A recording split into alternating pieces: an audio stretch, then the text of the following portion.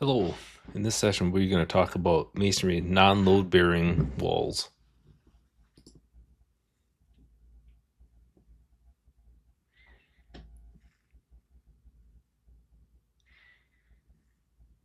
For masonry non-load bearing walls, there's a variety of different places that we see non-load bearing walls show up for designs.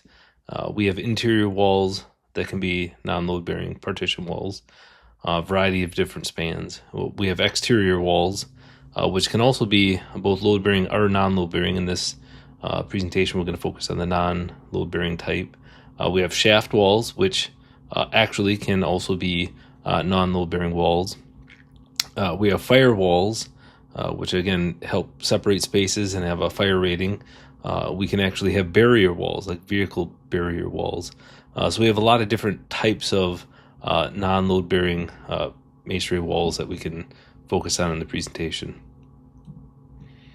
My name is Sam Rubenzer. I'm the founder and managing director here at Force Consulting. I'm a licensed engineer in many different Midwestern states. I have my engineering degree from the University of Minnesota and MBA from Marquette University. I've been working for the masonry industry since about 2010 as a consultant. We've created a lot of different presentations, such as this one, and papers for sharing some knowledge on masonry design. So looking at the different non-load bearing walls, today we're going to be looking at different types of non-load bearing walls. We're going to build a little knowledge about non-load bearing wall design, maybe some best detailing practices, and then look at how to make non-load bearing walls more efficient, and then discover some tips for modeling if they're non-load bearing walls, shear walls in software programs. So again, the overall layout for today, we're going to look at different types of non-load bearing wall types, and just different details and applications about each of those. We're also going to look at non-load bearing shear walls, walls with in-plane loads. We'll go through some different software examples for each of these different wall types, and then we'll just briefly cover some different conclusions. So again, for these different types of walls, for the interior walls, we have several different types that we want to look at today. We have vertical walls that bend vertically. We have horizontal bending walls where they'd be supported maybe at each end of the wall and not maybe at the top. We have vertical cantilevers. Maybe we just have a fixed base. We don't want to have a support at the top. Those exterior non-load bearing walls, we have hybrid designs. We'll talk about what hybrid looks like. So basically masonry that's infilled in a frame, and how they can be used as maybe even as shear walls.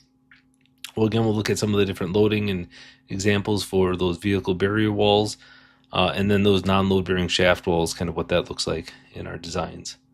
So in a lot of different projects, you can have all of these different types of walls being used in different places on a project. So this is a recent project that we worked on here at Force, and you can see all these different types of walls are going to be in play for this design.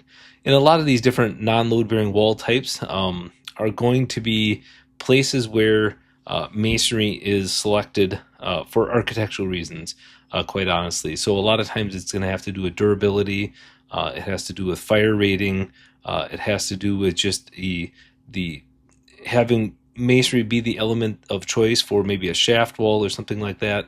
And are there ways that we can utilize these quote unquote architectural walls for still serving some structural purpose?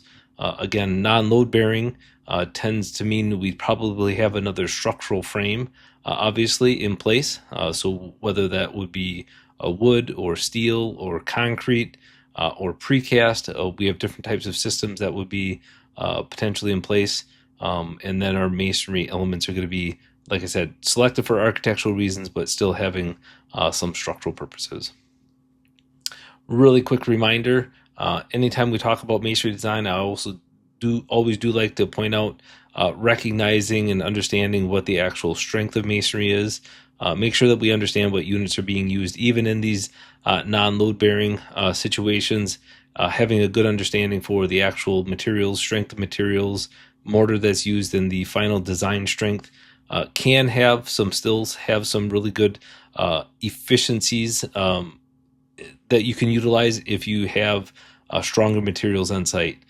Sometimes it doesn't change the overall design. Maybe it's just lap links and connections to these non-load bearing wall types, but it's still important. It's still important to understand what the actual strength is so that we can recognize that capacity through all the different design checks that we want to make. In the TMS code, so the Masonry Society code, TMS 402, the definition for what a wall is, it's really just a member, usually vertical, used to enclose or separate spaces or uses. So pretty generic. Load bearing would have a wall that has more than 200 pounds per foot in addition to self weight. So non-load bearing, which is going to be the focus today, has less than that. So if it has some minimal loads, obviously all walls are going to have to support themselves in self-weight. So we have some vertical loads that are always going to be in play on all different wall types. But again, so that's what the TMS calls a wall.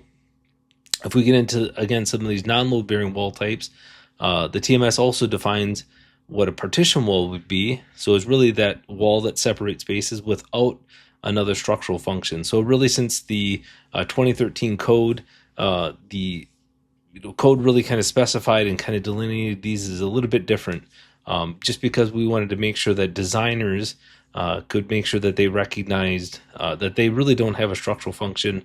We can really back off on a lot of the detailing, a lot of the elements that could drive up the cost for these masonry walls.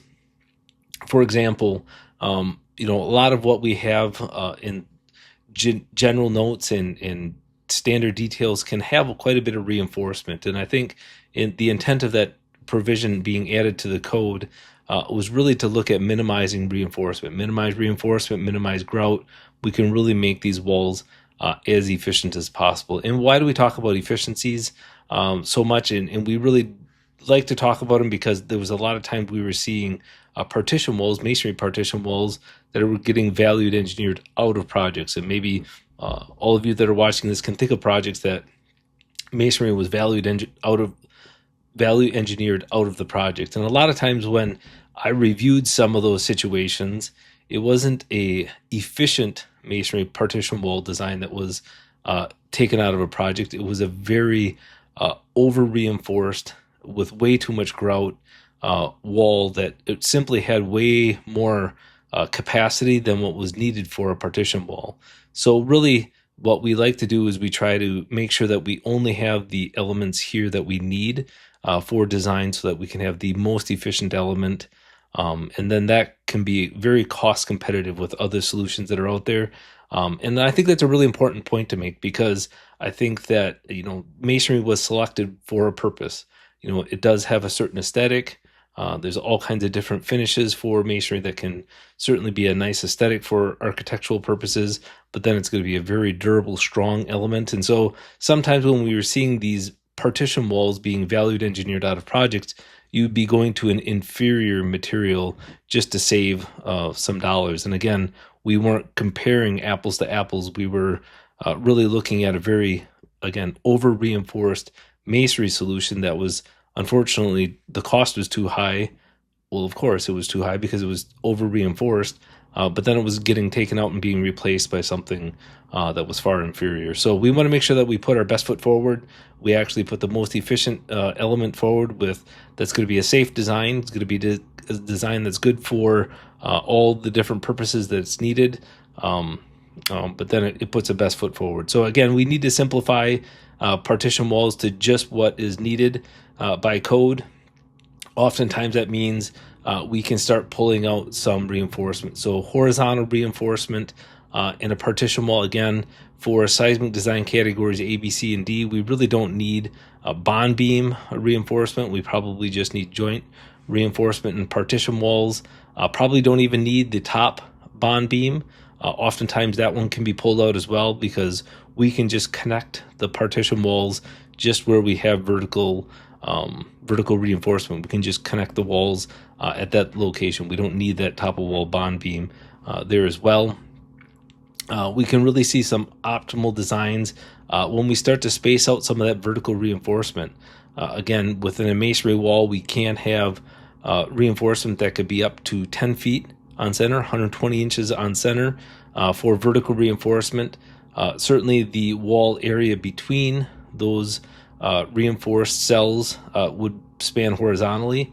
All checks that we can make either as an unreinforced or utilizing again some of that joint reinforcement to check the horizontal span for the masonry wall between those vertically reinforced and grouted cells. So really that gives us a lot of efficiency when we can start to look at eliminating some of that horizontal reinforcement, vertical reinforcement, and then really the connections both at the top and bottom.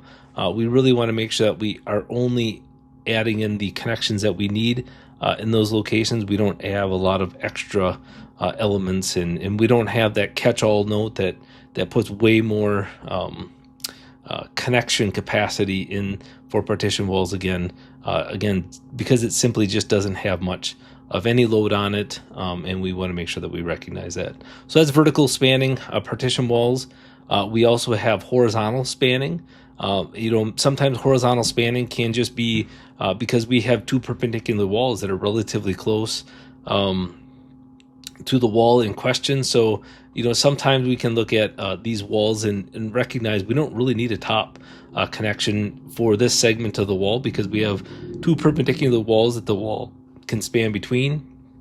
Again, we can do some really quick checks for what we would need for horizontal reinforcement. So again, if it's spanning horizontally, we don't need any vertical reinforcement in that area. Joint reinforcement can often be sufficient for that horizontal span. Again, in the seismic design categories, A, B, C, and D. We don't need any top of wall connection. We don't need vertical control joints. In fact, we definitely don't want to have a vertical control joint within that area of the span. So again, we just laid down a couple of simple rules.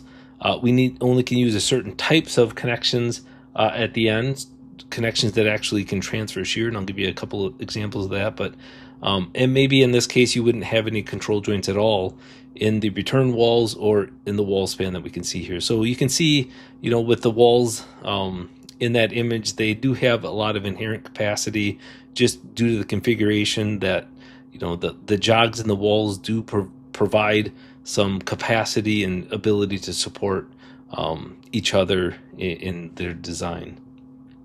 So again, when I talked about control joints, and if you do use control joints for any walls that are spanning horizontally, we want to make sure that we use a certain type of walls. There's a couple different types of walls that I'm going to highlight here just because I think they're relatively common.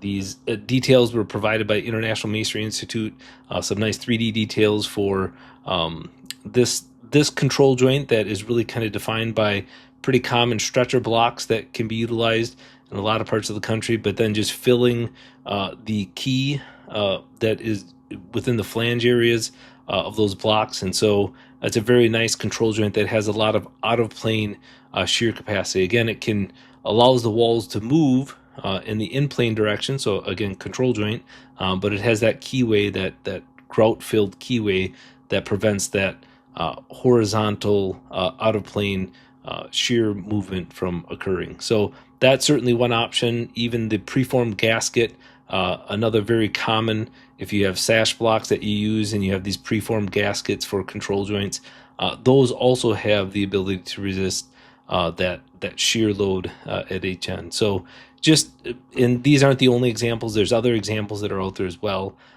Just needing to point out that if you do have, again, that horizontal spanning masonry wall, that we do have only certain types of control joints that we want to use at each end. And so that's a couple examples, but there's certainly other ones that could be used as well. Other types of partition walls, we can have vertical cantilevered partition walls. So again, these also need very minimal horizontal reinforcement. Obviously, the vertical cantilevering, the primary direction is going to be vertical. So again, in this situation, we don't need that top of wall bond beam. We know it's vertically spanning and it's cantilevered, but we still want to minimize the vertical reinforcement. We can still space out the reinforcement up to 120 inches on center, obviously depending on the cantilever, depending on the spans that we're looking at. We don't need any top connection for this design. It's a pretty straightforward design. Sometimes if we have a taller cantilever, I might even suggest maybe looking at having a certain reinforcement spacing at the base of the cantilever wall. But then if it's a taller wall, maybe the top half, top 2/3 of the wall can have a lighter reinforcement spacing that you can utilize. So partition walls, whether they're vertical spanning, horizontal spanning, or vertical cantilever, all we want to recognize, all of them have the opportunity to use minimal reinforcement for the design so that we can make sure that we have the most efficient designs possible. So just some really quick examples, some tables that we use here at Force. Again, these are tables that certainly can be duplicated and created for your own office standards. But I just wanted to give you some examples for what types of reinforcement we would be talking about when we're looking at partition walls. So right away, we're going to start with some of the tables that are in TMS 402 for what can be possible for different thickness of walls, for different heights in terms of a unreinforced capacity for the vertical spanning partition walls. And so here you can see the table in the upper right corner. You can see where I have 6-inch walls can be unreinforced for 10 and 12 feet. For 8 inches, it can be all the way up to 16 feet tall. And so then once we get to that height, then you can see some reinforcement spacing. You can notice that when I go from unreinforced to reinforced, we start with some pretty light reinforcement, number 4 at 10 feet on center, which again is pretty minimal in terms of the amount of reinforcement and grout that would be utilized. In the table in the lower right, you can see some other information where I have different thickness of walls that are selected, some joint reinforcement, again, some horizontally spanning reinforcement, and then a maximum horizontal span. So anytime that we have partition walls that are spanning less than that distance, so for each of these thicknesses, we know that we can utilize just the horizontal reinforcement in those spans for some of those designs. So again, this is going to be for pretty standard partition walls, pretty standard loading, just a 5 PSF service loading. You can see in the table to the right, which would be that 8 pounds per square foot ultimate seismic design category A and B, so pretty minimal partition wall designs. So if we amp it up a little bit, increase the actual out of plane pressure, we can see some pretty similar designs. Again, you can see we need more reinforcement. We need reinforcement for all versions of these 6-inch walls, but still pretty light reinforcement for most of the table. Again, you can see the horizontal spans that would be able to be possible for the different wall thicknesses in the design there. So again, we can recognize each of these different tables, and really what I'd like to see is companies have different tables for their office standards, and then obviously once we get into the certain seismic design category and internal pressure loads that you have for a project, then you can just select those tables for the design. It could be a really straightforward process. Maybe you need 8 to 10 tables, maybe even 3 to 4 tables, which would be a lot better than what we see is a lot of companies don't have any tables to utilize for some quick adding to the project at the end. So again, we're just going to give you a couple more examples. If I have seismic design category C, again, recognizing that horizontal pressure of 10 PSF, again, you can see more reinforcement. You can see that once we get to seismic design category C, we don't want to have any unreinforced partition walls. So you can see, for even a 10-foot wall, whether it's a 6-inch or 12-inch, we want to make sure that we have some reinforcement, even at 10 feet on center, that we can utilize. And then if we get into a seismic design category D, maybe we even increase that horizontal pressure, just because we know with different seismic coefficients that would land you in seismic design category D, you'd probably have a pretty decent inertia force that would be applied to the wall. So again, all things that would need to be checked for your projects. These are just tables that we utilize here at Force, not necessarily going to be the tables for your particular project, but I just wanted to give you some examples to look at. So again, once we get into seismic design category D, we know that we would need more reinforcement for each of the different wall thicknesses and heights. We can see the joint reinforcement and the additional horizontal bar reinforcement, and then you can see the maximum, again, horizontal spans that you can achieve for those designs for the different wall thicknesses. So just some different options and things that you can utilize for your projects. Other really important things about partition walls is obviously getting into some more detailing requirements here for our designs. Certainly laying out our partition wall schedule works really good if you actually have an elevation showing partition walls. You can show all the different horizontal reinforcement, joint reinforcement. You can show vertical reinforcement. You can show some information about control joints. Oftentimes I like to see control joints identified on project plans for structural load-bearing masonry walls, but when we get into non-load-bearing, sometimes we need a little bit more of a detail or schedule parameters for those internal partition walls that might be not on the structural drawings, but might be on the architectural drawing someplace. So that's why an elevation and some generic criteria would be important for situations like that. We also want to recognize the top of wall details for these partition walls.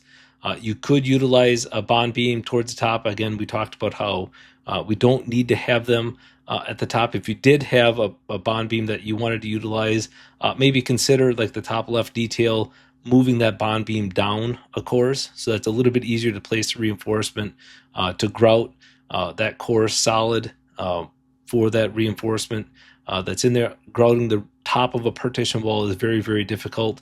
Very hard to get that grout in there. Very hard to consolidate that grout once you get to the very top of the wall. So again, recognizing the complexities of what you're doing with a partition wall that's kind of built to the underside of the deck or underside of a floor, be pretty hard to place grout and actually have that be consolidated in that design. The lower left detail is actually a detail that I prefer, is just recognizing if you need some horizontal reinforcement, maybe make it joint reinforcement. Recognize you could add joint reinforcement for the top 2 or 3 courses. If you need a little bit more at the top, again, looking at the joint reinforcement is also reinforcement that can be utilized to span. If you needed that wall to span horizontally, we can add more in there as well. So again, some elevation, some details that can be useful. Other details that I think are very, very helpful for different types of designs is we have PTA connections that are becoming more and more popular. Here you can see some examples from Holman and Bernard for different types of details that can be utilized, some anchors that can be internal to the wall itself, but these details can be seen at Holman and Bernard's website. But again, it's just pinned top of wall connections that we'd be utilizing for this design. Once we get to the base of the wall, again, thinking about the reinforcement that we need within partition walls and the fixities that we would need for partition walls. Again, I often see people maybe choosing the detail on the left, a fixed base, when we really don't need a fixed base. If it's a partition wall, we've designed it as a simply supported element. A pin base or the detail to the right could certainly be more than sufficient for your design. The other important part of the detail to the right is just having a simple dowel into the foundation. In fact, that dowel could even be noted as something that could be added in epoxy into the slab.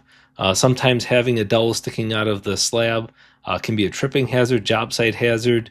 Oftentimes we see contractors wanting to add that dowel later. And so again, how far that dowel actually needs to go into the wall. Maybe it's 8 inches here. You can see I have 12 inches into the wall. Just something that could be epoxied after the fact would be a really important aspect of that dowel. So again, it's just a pin base. So we can recognize that we don't probably need a lot of capacity there at the base. Maybe a little bit of mechanical fastener is good, but we probably do have enough shear capacity just due to the mortar bonding to the concrete slab that you're placing the wall on. Again, all stuff that needs to be checked and verified.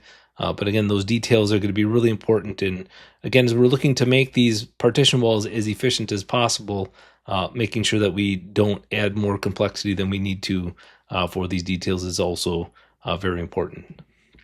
So for partition walls, I would just really say that certainly too much unnecessary reinforcement and too complicated of connections can certainly add a lot of cost in, and you can certainly start to realize some savings for partition walls. When you just recognize partition walls are not shear walls.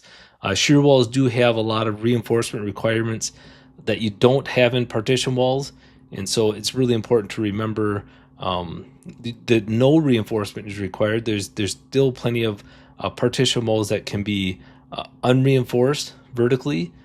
Typically, we're always going to have some horizontal reinforcement in there just for shrinkage and temperature, but that's just joint reinforcement. So recognizing that you can have very, very little reinforcement, very little connections. We have very low loads for these elements. So having better connections and the better choices for reinforcement certainly can make these much more efficient. Other things to recognize, just kind of looking at the overall design capacities. When we talk about can they be unreinforced? Yes, they can be unreinforced, and I can look at a certain wall thickness and height, 8-inch wall, F''M 2000 type S mortar, masonry cement. I can see that wall would work at a 40% load to capacity ratio. That same wall with one number 4 bar at 8 feet on center really does have a lower capacity, but that's very, very little change in cost. So when I talk about unreinforced, certainly unreinforced partition walls are certainly going to be the most cost effective, but adding a little bit of reinforcement is going to change very little with the cost. And I think it's just really important to recognize a little bit of reinforcement can go a long ways. It really doesn't add a lot of cost on the overall design. We do have a paper that's really going to be summarizing and giving even more details. If you wanted to download this paper, certainly that's available as well. Very similar to the non-load bearing interior partition walls, we have exterior walls. Again, exterior walls that we have for masonry designs are going to typically be built within a frame. Maybe it's a steel frame or a concrete frame. It's going to be an infill wall. Is it a participating infill wall? Is it a non-participating infill wall? Different definitions for these elements. It's going to activate different areas of the code. So really a standard masonry wall that between floors or away from the structure. Is it constructed within the frame, bounded by a structural frame? Different parts of the code are going to be handling those different sections. See different ASD, LRFD versus the infill walls just with LRFD provisions. You can see different fee factors for the different elements, really kind of looking at what would be the likely failure modes, making sure that we have good representation for the overall capacities of these different types of elements. Participating infill, which really can certainly be providing kind of that compression strut, something that gives some capacity to the overall design as well. So again, another paper that we have out there that we can certainly provide for more details, or certainly going back to the TMS code would work as well.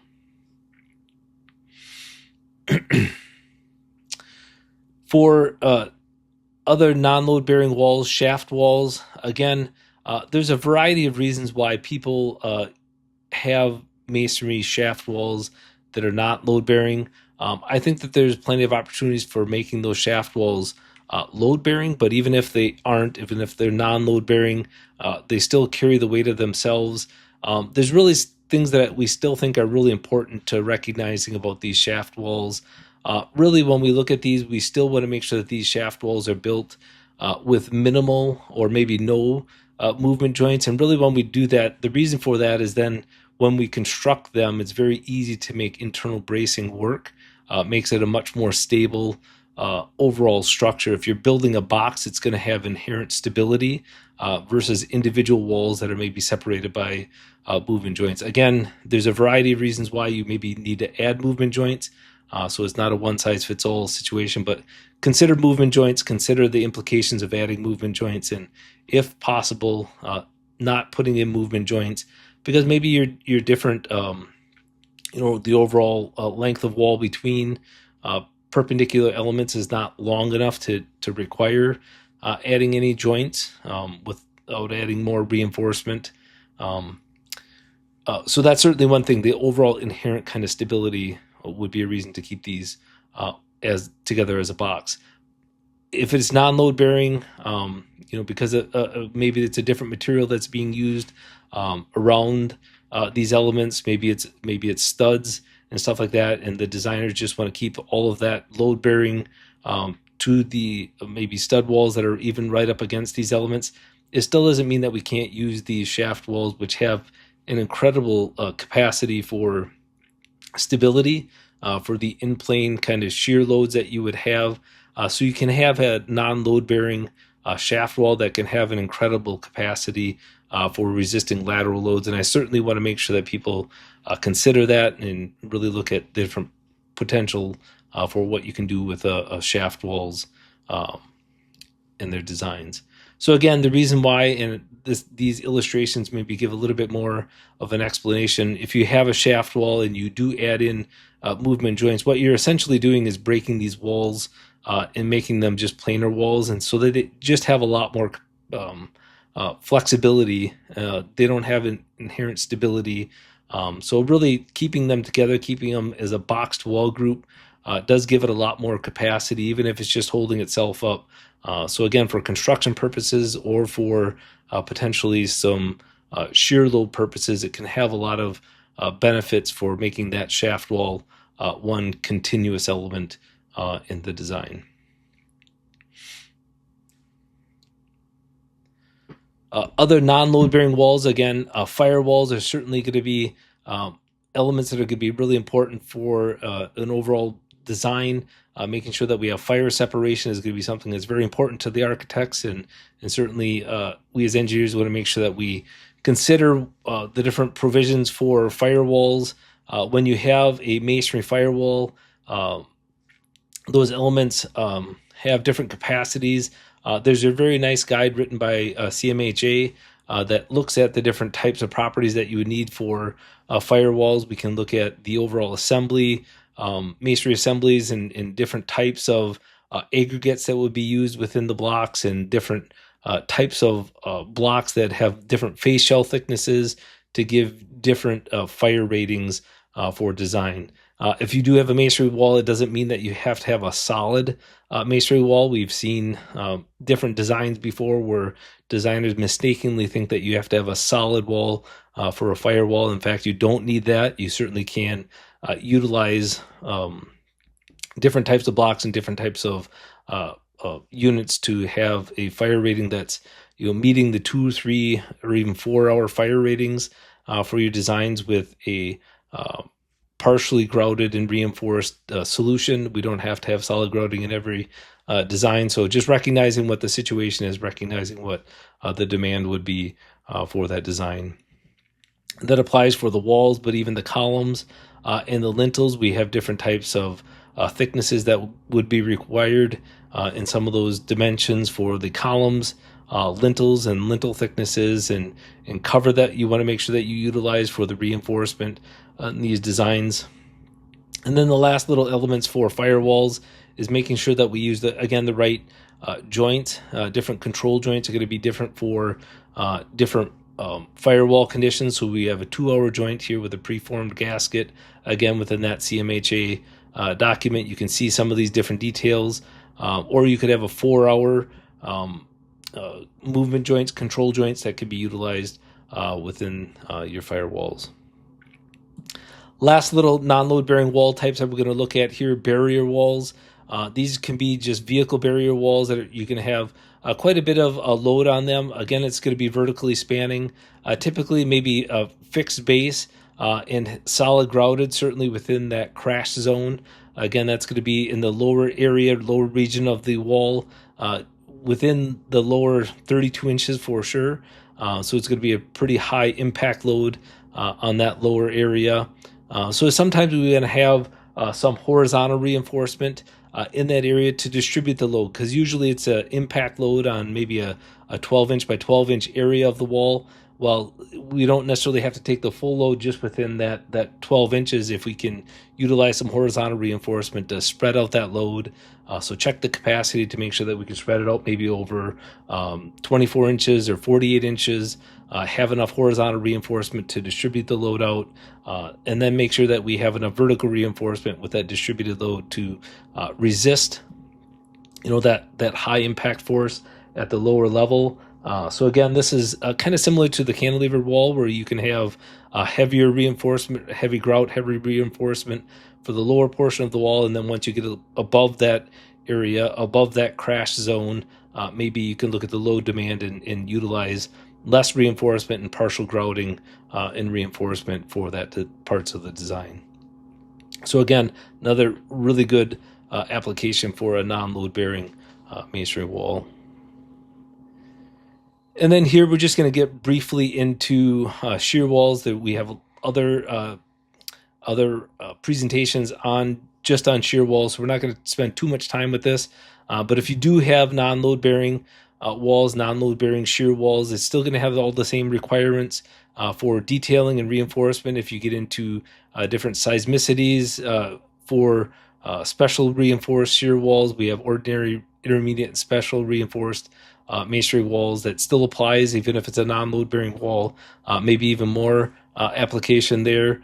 Certainly, if you look at the overall capacities, you have to recognize if we don't have any load on the wall, or we have very minimal load just due to self-weight, we do have some slightly reduced capacities, and that's certainly going to be important from a shear wall perspective. If we have a non-load bearing shear wall. So again, it still means they have plenty of capacity.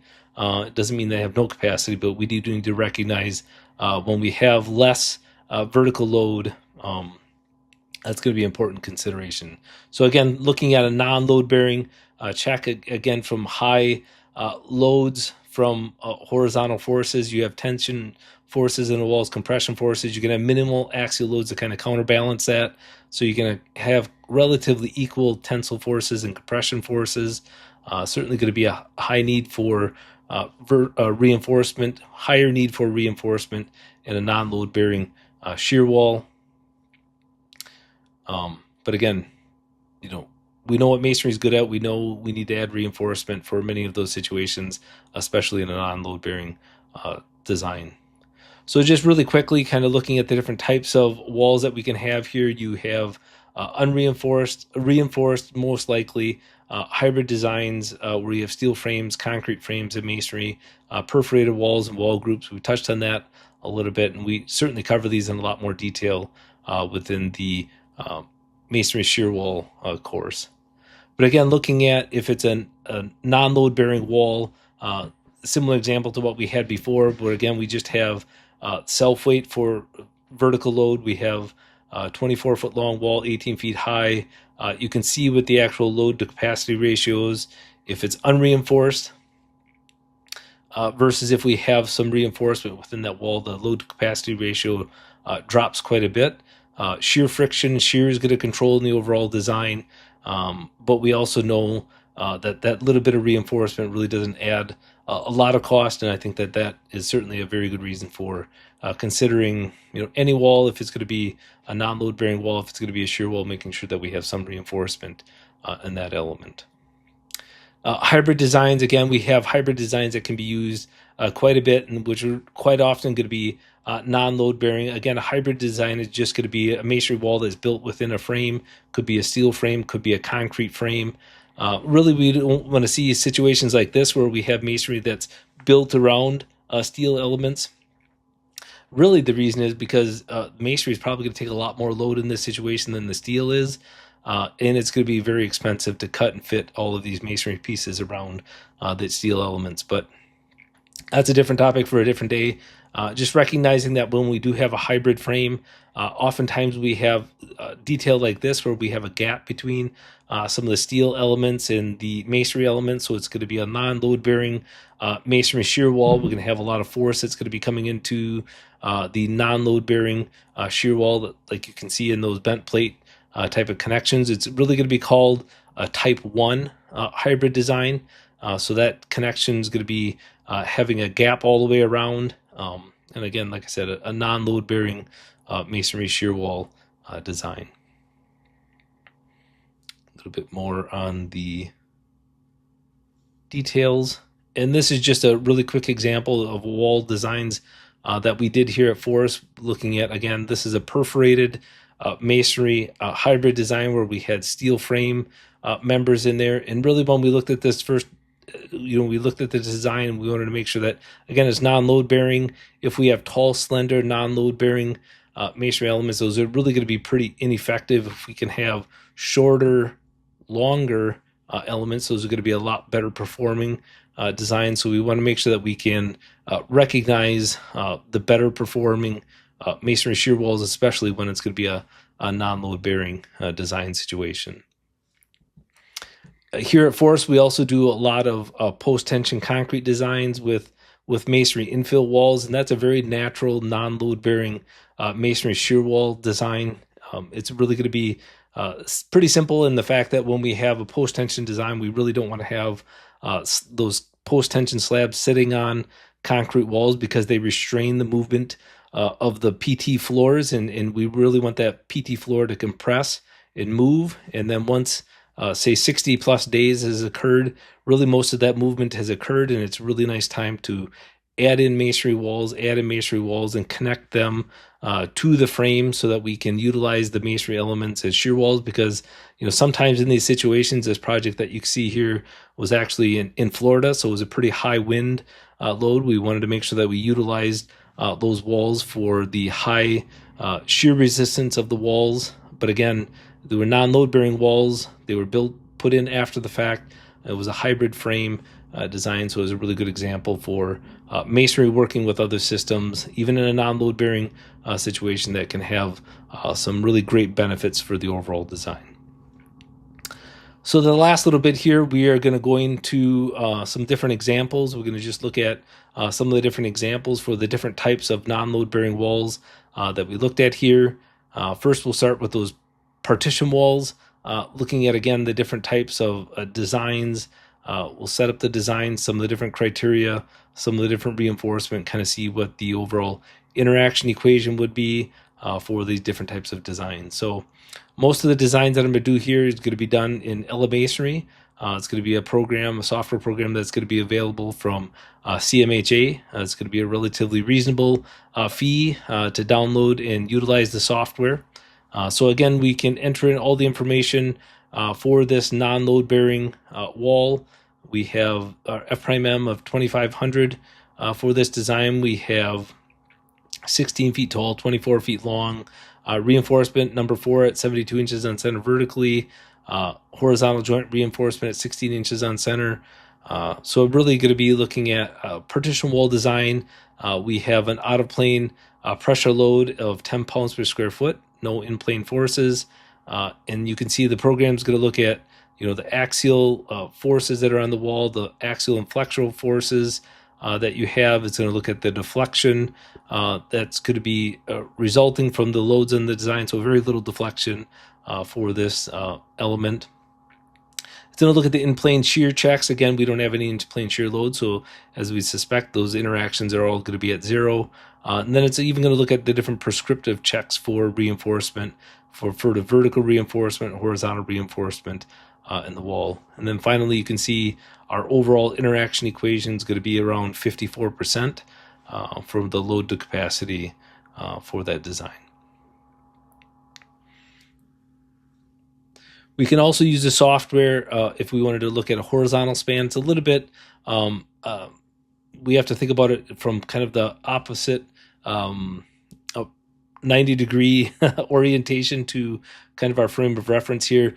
Really, if we're going to check the horizontal span, we have to make sure that we unselect the option for self-weight. We want to make sure that it's a no self-weight is going to be utilized, because we do gain a little capacity when we add that vertical load, but that could be a non-issue by just unselecting the including self-weight. We can just do a pure bending check for the design, which is what we want to look at. So we'll look at this design for F'(M) of 2000, 16 feet tall, 10 feet long. So again, orient your frame of reference 90 degrees. It's really a 10-foot span that we're checking horizontally. We're going to check two number fours at 120 inches on center. And